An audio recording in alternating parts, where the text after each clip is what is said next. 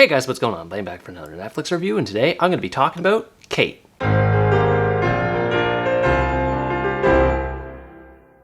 Kate is an American action movie set in Japan that gets its name from its main character, an assassin who's about to complete her final hit job when she ends up botching the job due to being poisoned during her prep period. After briefly passing out, Kate wakes up in a hospital and finds out that she's suffering from acute radiation syndrome resulting from a dose of polonium that she had somehow received, and has approximately 24 hours left to live. Not willing to accept her fate of dying in a hospital bed, Kate escapes from the hospital and begins a quest to finish the mission that she started, as well as hoping to track down her assassin and killing them before she succumbs to her radiation poisoning. It's obvious from the get-go that this movie is derivative from a lot of other action movies that are out there, such as Kill Bill, John Wick, and Crank to name a few examples. Because of this, it runs the risk of being boring standard action fare as per usual, but it's elevated a bit thanks in part to its main character. Mary Elizabeth Winstead plays the lead role of Kate in this movie, and she was fantastic in her performance, both during the dramatic scenes and during the action, which was something in particular that really surprised me. Her performance was so good that she ended up becoming one of the most capable female action stars that I've seen in a movie in recent years. Her character is a total badass that can wipe the floor with most bad guys, but she's not invincible. She gets the crap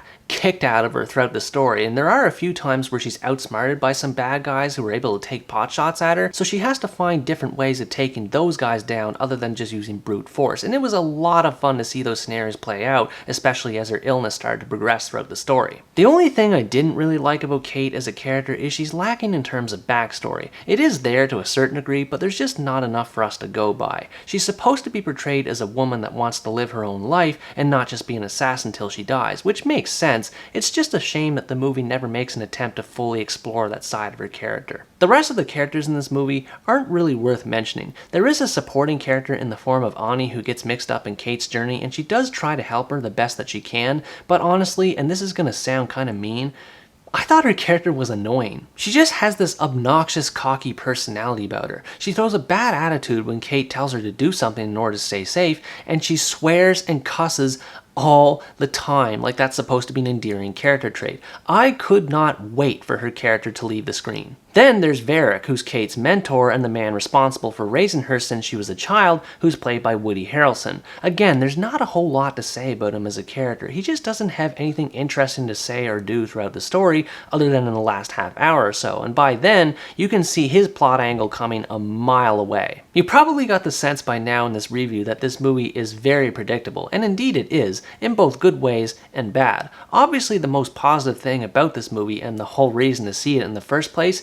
is the action. The action scenes are top-notch in quality. They all have beautiful choreography, excellent use of props, and of course the movie does benefit from having the R rating, which means that its action scenes are violent to the extreme. Seriously, some of the ridiculous ways that goons die in this movie are freaking hilarious. It seems that this movie has a pretty even split between action scenes and story scenes, which is where I feel this movie is lacking the most. It's not necessarily that the story is bad, but you've seen the exact same or similar storyline in at least a dozen other action movies before this. So as a result, you end up with an action movie where about half of it is entertaining as hell, and then the other half is a bit of a bore. Ultimately, I think your enjoyment of this movie will depend on whether or not you're able to accept all of its minor but compounding flaws. Personally, I don't mind the flaws all that much. The action scenes were able to keep me entranced along with Winstead's performance, though if I'm being honest, I wish the ending was much better and a lot less rushed than it ended up being. Although some factors with its story can be ordinary at best and disappointing at worst,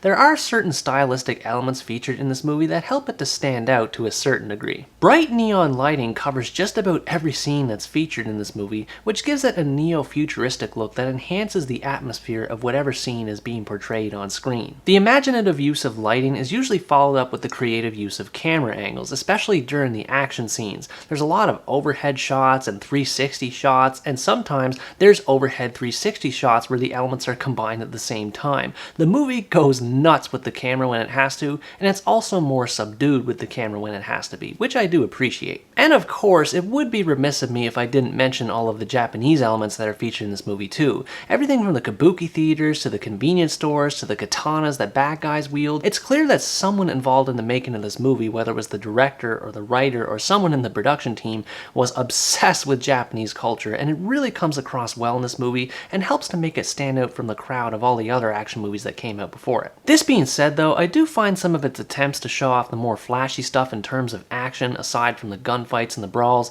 to be a bit disappointing. The one car chase that's featured in this movie is completely CG, which is never fun to watch, and there's a sword fight that takes place between two characters that has a great build-up and makes you think that it's going to be badass, but then it's over with in like 5 seconds. It's like, oh, come on, really? Don't get me wrong, I do enjoy brawls and gunfights in action movies, and they are excellent in this one, but there's just a tad too many of them, and the few other attempts there are at adding some variety to the action, like with the car chase and the sword fight that I mentioned earlier, they're just not up to par in terms of quality. Overall, Kate is unoriginal, but it's still pretty entertaining to watch. If it hadn't been for Winstead's performance carrying this movie right from the outset, it wouldn't even have been half as interesting. If you enjoy action movies, especially those with female leads, and you don't really care about unoriginal stories, you just want to turn your brain off and have a good time, I could definitely see you enjoy watching this movie. It really isn't anything you haven't seen before, but that's not necessarily a bad thing. There are things that I wish could have been done better with its story, but its main character and its stylish action scenes still made it fun to watch. Anyways guys, that's going to wrap up my review of Kate. Thanks for watching this video, I hope you enjoyed it, and as always stay tuned for the next part, where next time I review the German thriller, Prey.